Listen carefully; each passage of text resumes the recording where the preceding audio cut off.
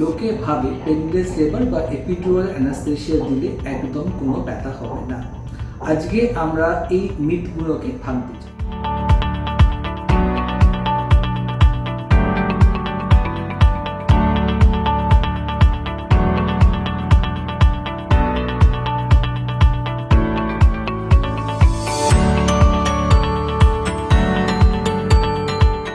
নমস্কার, আমি doctor Indrajit Shah, senior consultant, Neotia Bhagirathi hospital, Rawdon street. আজকে আমরা যে টপিকটা নিয়ে আলোচনা করব সেটা বহু প্রেগনেন্ট মহিলার একটা কাছের বিষয়, জানার বিষয়, যেটা নিয়ে ভুল ধারণা আছে। আমরা যখনই কাউকে বলি কি নর্মাল ডেলিভারি করতে চাও কিনা, প্রথমেই যে প্রশ্নটা আমাদের কাছে আসে, স্যার প্রচণ্ড ব্যথা হবে, আমি তো নর্মাল ডেলিভারি করতে চাই কিন্তু ব্যথার ভয়েতে আমি নর্মাল ডেলিভারি করতে চাই না। আর একটা হচ্ছে, আমি নর্মাল ডেলিভারি করতে চাই কিন্তু আমার পেনলেস লেবার দরকার। লোকে ভাবে পেনলেস লেবার বা এপিডুরাল অ্যানাস্থেসিয়া দিলে একদম কোনো ব্যথা হবে না। আজকে আমরা এই মিথগুলোকে ভাঙতে চাই। প্রথমে হচ্ছে যে নর্মাল ডেলিভারি বা ভেজাইনাল ডেলিভারি করলে ব্যথা কিন্তু সহ্য করতে হবে, সেটা কমানো যাবে, কিন্তু একদম 100% ব্যথা হচ্ছে না তা কিন্তু হয় না। এবং এই ব্যথা কমানোর কিছুটা কিন্তু আপনার হাত আছে। যদি আপনি লেবার সম্বন্ধে ভালো করে জানেন যে লেবার কি জিনিস, কখন ব্যথা হয়, কিভাবে আপনি এই ব্যথাটাকে হ্যান্ডেল করতে পারবেন, and you are mentally more pro to have a vaginal delivery, you will have less pain. Number 2 হচ্ছে breathing techniques. Few breathing techniques যে ঠিকঠাক করে নিলে কিন্তু ব্যথা অনেকটা কম হয়। যদি আপনি মোবিলাইজ করতে থাকেন, যখন আপনি আর্লি লেবারে হাসপাতালে ভর্তি হলে আপনি যদি ঘুরে বেড়ান, ব্যথা কিন্তু কম হবে।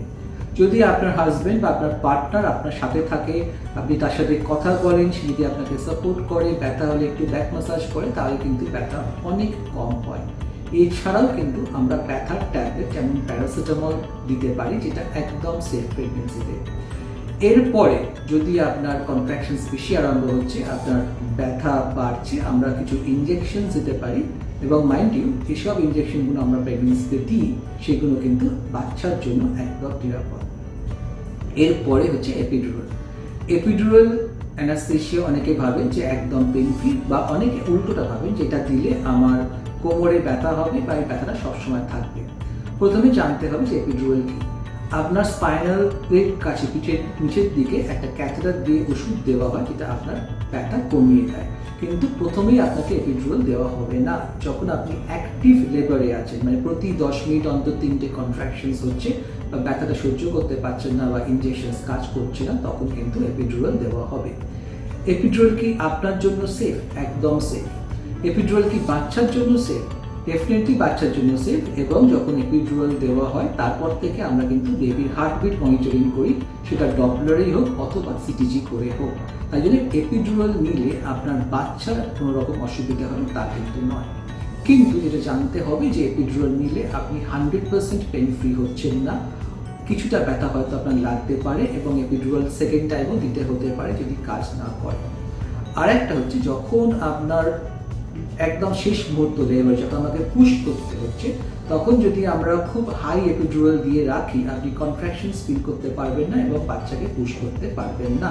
তাই জন্য ওই সময় কিন্তু আপনার ব্যথা একটু ফিল করতেই হবে, কারণ এপিডুরালটা আমরা কমিয়ে দেব।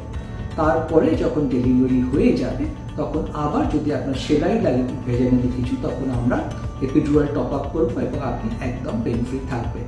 তাই ব্যথার জন্য নর্মাল ডেলিভারি চাইছেন না, এটা যেন না হয়। আমাদের হাসপাতালে খুব এফিশিয়েন্ট অ্যানাস্থেটিস্টরা আছেন যারা খুব ভালো এপিডুরাল দেন, এবং এপিডুরাল আপনার জন্য সেফ, আপনার বাচ্চার জন্য সেফ, এবং আপনি এপিডুরাল অ্যানাস্থেসিয়া বা যে কোনো কিছু নিলে নর্মাল ডেলিভারি করতে পারবেন। শুধু দরকার আপনার মনের জোর, আপনার উইলিংনেস। ভালো থাকবেন।